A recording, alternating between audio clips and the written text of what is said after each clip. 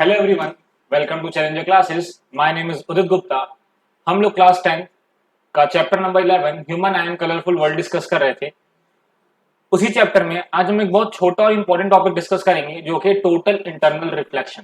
देखिए, ये topic as a syllabus included तो नहीं है, लेकिन जब आप फॉर्मेशन ऑफ रेनबो को पढ़ेंगे ना तो वहां पर ये टोटल इंटरनल रिफ्लेक्शन आ जाता है। तो आपको पता होना चाहिए कि टोटल इंटरनल रिफ्लेक्शन होता क्या है, और इस टॉपिक को समझने के बाद ही रेनबो फॉर्मेशन हमें अच्छे समझ में आएगी। तो चलिए स्टार्ट करते हैं। हमने अभी तक ह्यूमन आई के बारे में पढ़ लिया, ठीक है। ह्यूमन आई के डिफरेंट पार्ट्स को पढ़ा, पावर ऑफ अकोमोडेशन को पढ़ा। उसके बाद फिर हमने आई डिफेक्ट्स के बारे में पढ़ा, जिसमें मायोपिया पढ़ा, हाइपरमेट्रोपिया पढ़ा, प्रेसबायोपिया क्या होता है वो सब पढ़ा, ठीक है। उसके बाद हमने प्रिज्म के बारे में देखा कि प्रिज्म क्या होता है, डिस्पर्जन कैसे होता है प्रिज्म से, रिफ्रैक्शन कैसे होता है, स्पेक्ट्रम क्या होता है। ये सब कुछ पढ़ते हुए आज का जो हमारा लेक्चर है वो टोटल इंटरनल रिफ्लेक्शन पर बेस्ड है। बहुत लंबा लेक्चर नहीं होने वाला है, ये छोटा सा ही लेक्चर होगा, तो ध्यान से देखना। देखो, क्या होता है ना, जब लाइट रेयरर से डेंसर मीडियम में ट्रेवल करती है ना, जब लाइट रेयरर से डेंसर मीडियम में ट्रेवल करती है, अगर हम बात करें, इतना तो आपको आइडिया हो ही गया होगा। मान लेते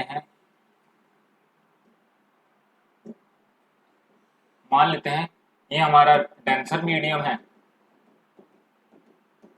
और ये ऊपर वाला रेयरर मीडियम। तो जब लाइट रेयरर से डेंसर मीडियम की तरफ आती है तो आप नॉर्मल ड्रॉ,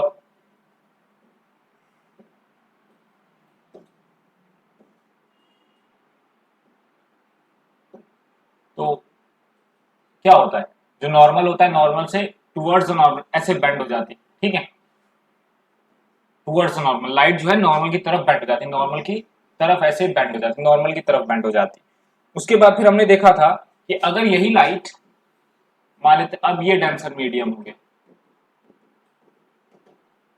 तो लाइट अगर डेंसर मीडियम से रेयरर मीडियम में जाती है, ये नॉर्मल बनाया, तो अवे फ्रॉम द नॉर्मल जाती है, नॉर्मल से दूर जाती है, ठीक है। ये दोनों चीज हमें, ये बेसिक्स हमें पता है ना। अगर लाइट रेयरर से डेंसर मीडियम में जाती है तो टुवर्ड्स द नॉर्मल जाती है, और लाइट यही डेंसर से रेयर में जाती है तो अवे फ्रॉम द नॉर्मल जाती है। बस ठीक है, अब इसको इतना पता है तो बस ये आप समझ जाओगे फिर कि क्या मैं बताने की कोशिश कर रहा हूं। देखिए क्या होता है, टोटल इंटरनल रिफ्लेक्शन होता क्या है, कब होता है, इसको समझते हैं। टोटल इंटरनल रिफ्लेक्शन का मतलब होता है कि लाइट अगर डेंसर मीडियम से रेयरर मीडियम की तरफ जा रही है, लाइट अगर डेंसर मीडियम से कहां जा रही है, रेयरर मीडियम की तरफ। अगर मैं बनाऊं ऐसे, मान लेते हैं ये हमारा डेंसर मीडियम, लाइट जो है वो डेंसर से रेयरर की तरफ से जा रही है।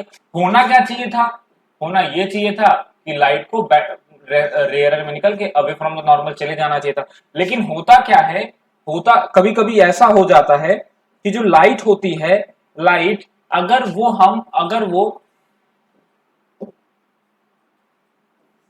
कभी कभी किसी केस में क्या होता है कि लाइट डेंसर मीडियम से चलती तो है रेयरर में जाने के लिए, लेकिन वो क्या होता है, डेंसर मीडियम और रेयरर मीडियम के बीच में जो इंटरफेस होता है, इंटरफेस वो सरफेस को कहते हैं, इंटरफेस उस सरफेस को कहते हैं जो दो मीडियम को सेपरेट करता है।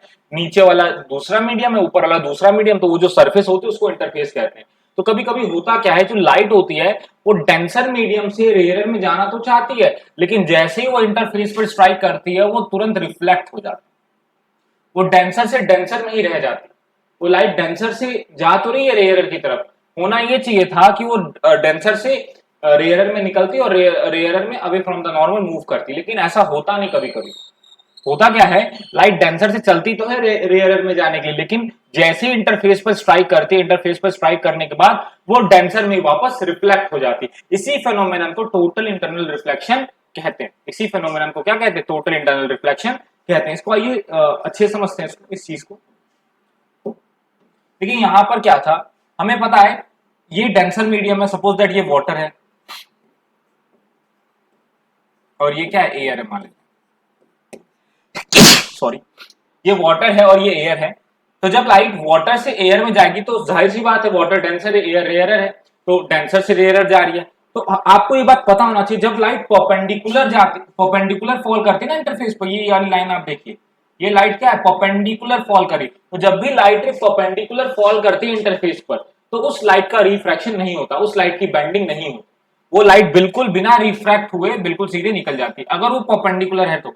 जब भी कोई लाइट रे जब एक मीडियम से दूसरे मीडियम जाती है, कोई भी लाइट रे कैसे भी मीडियम हो, जब भी कोई लाइट एक मीडियम से दूसरे मीडियम में जा रही है और वो बिल्कुल परपेंडिकुलर फॉल कर रही है इंटरफेस पर, आ रही बात समझो, वो लाइट बिल्कुल परपेंडिकुलर फॉल कर रही है इंटरफेस पर, तो उस केस में उस लाइट का रिफ्रैक्शन नहीं होता, वो लाइट बिल्कुल सीधे सीधे निकल जाती। ठीक है, अब मान लेते हैं हमने ना एंगल थोड़ा सा क्या करा, angle of reflection, angle of incidence हमने थोड़ा सा कम किया। ये देखिए, ये अब हमने एक और रे ली ये, और हमने ये नॉर्मल बनाया, थोड़ा सा एंगल बढ़ाया, नॉट कम किया, थोड़ा सा एंगल ऑफ इंसिडेंस बढ़ाया। अच्छा, इस केस में क्या होगा एंगल ऑफ इंसिडेंस जब लाइट बिल्कुल परपेंडिकुलर फॉल करेगी इंटरफेस पर, आप बताइएगा। हाँ बिल्कुल सही, 0 डिग्री होगा। 0 डिग्री क्यों होगा? क्योंकि यहां पर नॉर्मल जब आप सरफेस पर बनाओगे तो आप देखोगे जो नॉर्मल है और जो इंसिडेंट रे दोनों कॉन्साइड कर रहे हैं, कॉन्साइड कर रहे हैं मतलब नॉर्मल के ऊपर ही। वैसे मैं दो कलर का यूज कर लेता हूं, ये हमारी नॉर्मल हो गई जो कि परपेंडिकुलर है, और हमारी इंसिडेंट रे ये हो गई।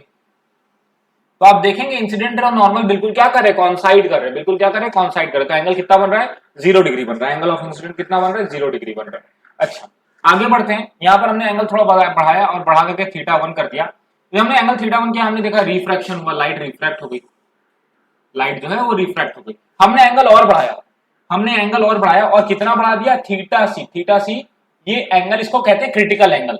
ये एंगल क्या है, क्रिटिकल एंगल। क्यों कहते हैं क्रिटिकल एंगल? क्योंकि जब हमने एंगल और बढ़ाया तो हमने देखा कि जो लाइट है जब इसका रिफ्रैक्शन हुआ तो रिफ्रैक्शन अलोंग द इंटरफेस हुआ। रिफ्रैक्शन अलोंग द इंटरफेस का मतलब लाइट गई सरफेस पर, इंटरफेस पर स्ट्राइक करी, और उसके बाद क्या हुआ, जब रिफ्रैक्शन हुआ लाइट बेंड करी तो ऐसा बेंड हो गई कि वो बिल्कुल इंटरफेस पर आ गई। मतलब सपोज दैट अगर ये आप ऐसे समझिए, नीचे पानी ऊपर हवा, यहां से लाइट आई ऐसे, लाइट आई ऐसे, और आने के बाद जब रिफ्रैक्शन हुआ तो लाइट बिल्कुल इंटरफेस को पकड़ के ऐसे जाने लगी।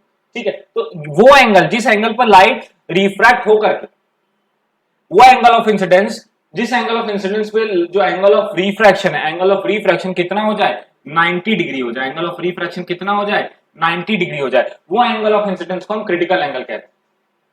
वो एंगल ऑफ इंसिडेंस जिस एंगल पर आपका एंगल ऑफ रिफ्रैक्शन कितना हो जाए, 90 डिग्री। 90 डिग्री होने से क्या होगा, 90 डिग्री होने के बाद ये जो रिफ्रैक्टेड रे बिल्कुल सरफेस के अलोंग हो जाएगी। ये लाइट आई सरफेस के अलोंग होगी और बिल्कुल रिफ्रैक्शन के बाद वो बिल्कुल ऐसे जाएगी। तो ये जो एंगल ऑफ इंसिडेंस है इसको क्रिटिकल एंगल कहते हैं। क्या कहते हैं, थीटा सी हमारा क्या है, थीटा सी हमारा क्रिटिकल एंगल। अब क्या होगा, अगर हम लाइट को इस क्रिटिकल जो लाइट है अगर हम उसको इंटरफेस पे फॉल कराए क्रिटिकल एंगल से ज्यादा एंगल पर, ये जो एंगल आप बना रहे हो ये क्रिटिकल एंगल से ज्यादा है, ये जो आप इसका नाम रख देते हैं थीटा 3, ये जो एंगल है थीटा 3 ये क्रिटिकल एंगल से भी ज्यादा है। ये थीटा 3 जो है ना ये क्रिटिकल एंगल से भी ज्यादा है। Theta 3 is greater than critical angle theta 3। जो थीटा 3 है क्रिटिकल एंगल से भी ज्यादा है। तो इस पर्टिकुलर केस में अब क्या होगा, हमने देखा था थीटा सी जो है, थीटा सी पर लाइट जो है वो बिल्कुल रिफ्रैक्टेड रे जो है वो बिल्कुल इंटरफेस के अलोंग हो गई थी। लेकिन अगर हम इस एंगल को और बढ़ा दें, एंगल ऑफ इंसिडेंस को और बढ़ा दें तो क्या होगा, अब इस केस में लाइट जो होगी वो लाइट उसी मीडियम में वापस क्या हो जाएगी, रिफ्लेक्शन होना चाहिए था जहां पर, वहां पर अब क्या होने लगा, रिफ्लेक्शन होने लगा। लाइट जिस मीडियम से स्ट्राइक करी इंटरफेस पर, लाइट जिस मीडियम से इंटरफेस पर स्ट्राइक कर रही है उसी मीडियम में वापस क्या हो जा रही है, रिफ्लेक्ट हो जाए। इसी फेनोमेना को टोटल इंटरनल रिफ्लेक्शन कहते हैं। मतलब क्या हुआ, एक ऐसा देखो, आप क्या करो जब लाइट, अब मैं इन शॉर्ट आपको समझाता हूं, जब लाइट डेंसर मीडियम से रेयरर मीडियम की तरफ जाती है ना, तो उस केस में क्या होता है, जब angle of incidence critical angle से बड़ा हो जाता है। क्रिटिकल एंगल क्या होता है, क्रिटिकल एंगल वो एंगल ऑफ इंसिडेंस है जिस एंगल पर जो रिफ्रैक्टेड रे है वो बिल्कुल सरफेस के अलाउंग हो जाती है, या यूं कह लो एंगल ऑफ रिफ्रैक्शन बिल्कुल 90 डिग्री हो जाता है। अगर आप इंसिडेंट रे को, या कोई लाइट है जिसको आप इंसिडेंट एंगल, मतलब जिसका इंसिडेंट